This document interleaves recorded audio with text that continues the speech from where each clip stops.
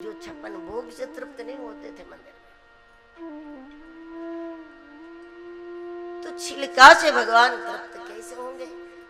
सबरी के बेर से भगवान कैसे तृप्त हो गए? कर्मा ने भगवान को खिचड़ा खिलाया और इससे भगवान को तृप्त किया। तो मतलब भगवान की तृप्ति भक्ति से ही होती है। तो श्रीमद् भागवत के ये दो प्रभाव हमें समझना है। हम जिनके उद्धार के लिए कथा सुने, चाहे यजमान हो या ना हो, लेकिन मन में अगर यही भाव है कि मेरे पुरखों का मोक्ष हो, मेरे दादा परदादा दादी परदादी या फिर हमारा जो कोई भी स्वजन हो, उनकी गति को लेकर अगर हमारे मन में कोई संदेह है तो हम माँ गंगा से प्रार्थना करें कि उनका मोक्ष हो। और उस संकल्प के साथ कोई भी व्यक्ति कथा श्रवण करेगा तो जो चले गए हैं उसको मुक्ति मिलेगी, और जो कथा सुन रहा है उसको भक्ति मिलेगी। मुक्ति से कई गुना सामर्थ्य भक्ति का है।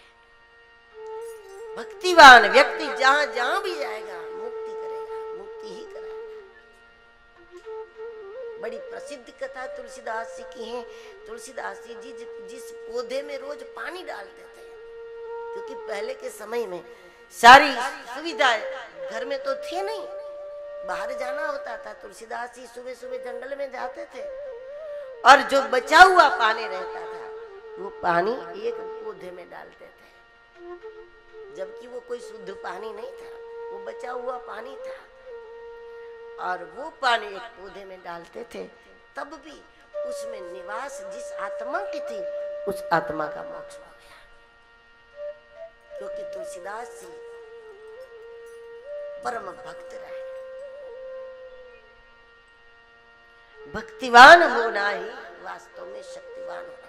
अच्छा, भागवत सुनकर यदि हमारे भीतर भक्ति आ गई, हम भक्तिवान हो भी गए, पता कैसे चलेगा कि हम भक्तिवान है कि नहीं है?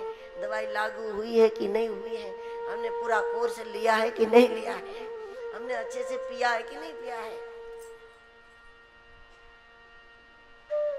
क्योंकि भागवत में ऐसा नहीं है कि भाई 7 कथा सुनो तब भक्तिवान बनोगे, या 5 कथा सुनोगे तब भक्तिवान बनोगे, या 3 कथा सुनोगे तो भक्तिवान बनोगे, या 1 कथा सुनोगे तो भक्तिवान बनोगे। भागवत में तो ऐसी घोषणा है, शुश्रूषुभिः तत्क्षणात्, तत्क्षणात् की बात है।